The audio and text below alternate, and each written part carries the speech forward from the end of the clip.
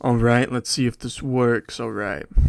Today, we're gonna be hopping on a dying trend that is creepypastas. Now, I know that creepypastas aren't nearly as influential, successful, one might say, popular as they might have been at one point. Like 2010, but I still like them. Still like the horror, still like the internet aspect of them. So I'm thinking I'm just gonna read a bunch of them, release them over a couple days, put some, I don't know, suspenseful music I download off of YouTube over the back of them, paste a PNG over the top, and let that run for a while. And I think it'll be good.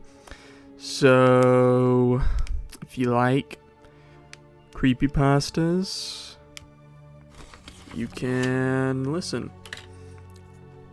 This one is a very popular short one called Gateway of the Mind, written by an anonymous author. In 1983, a team of deeply pious scientists conducted a radical experiment in an undisclosed facility. The scientists had theorized that a human without access to any senses or ways to perceive stimuli would be able to perceive the presence of God. They believed that the five senses clouded our awareness of eternity, and without them, a human could actually establish a contact with God by thought. An elderly man who claimed to have nothing left to live for was the only test subject to volunteer. To purge him of all senses, the scientist performed a complex operation in which every sensory nerve connection to the brain was surgically severed. Although the test subject retained full muscular function, he could not see, hear, taste, smell, or feel. With no possible way to communicate with or even sense the outside world, he was alone with his thoughts. Scientists monitored him as he spoke aloud about his state of mind in jumbled, slurred sentences that he could not hear. After 4 days, the man claimed to be hearing hushed, unintelligible voices in his head. Assuming it was the onset of psychosis, the scientists paid little attention to the man's concerns. 2 days later, the man cried, for he could hear his dead wife speaking with him, and even more, he could communicate back. The scientists were intrigued, but not fully convinced until the subject started naming dead relatives of the scientists. He repeated personal information to the scientists that only their dead spouses or parents would have known. At this point, a sizable portion of scientists left the study. After a week of conversing with the deceased through his thoughts, the subject became distressed, saying the voices were overwhelming. In every waking moment, his consciousness was bombarded by hundreds of voices that refused to leave him alone. He frequently threw himself against this wall, trying to elicit a pain response. He begged the scientists for sedatives so he could escape the voices by sleeping.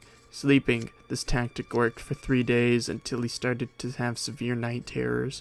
The subject repeatedly said that he could see or hear the deceased in his dreams. Only a day later, the subject began to scream and claw at non-functional eyes, hoping to sense something in the physical world.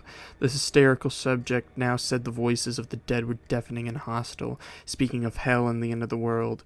At one point he yelled, "No heaven, no forgiveness," for 5 hours straight. He continually begged to be killed, but the scientists were convinced that they were close to establishing contact with God. After another day, the subject could no longer form coherent sentences. Seemingly mad, he started to bite chunks off the flesh of his arm. The scientist rushed into the test chamber and restrained him to a table so he could not kill himself. After a few hours of being tied down, the subject halted his struggle and screaming. He stared blankly at the ceiling as teardrops silently streaked across his face. For 2 weeks, the subject had to be manually rehydrated due to the constant crying. Eventually, he turned his head and despite his blindness, made focused eye contact with the scientist for the first time in the study. He whispered, "I have spoken with God." and he has abandoned us. And his vital signs stopped. There was no apparent cause of death. Now, I think that this is very good. I think this is a very well written short story, especially for what it is. 2009 Creepypasta, Leagues Above. So yeah, I think it's good. I think it's a important hallmark in the industry, kind of setting a precedent for, I don't know what I'm saying. Good story. I'd recommend that you read it, except I just read it for you, so there's really no point now. How do I stop this?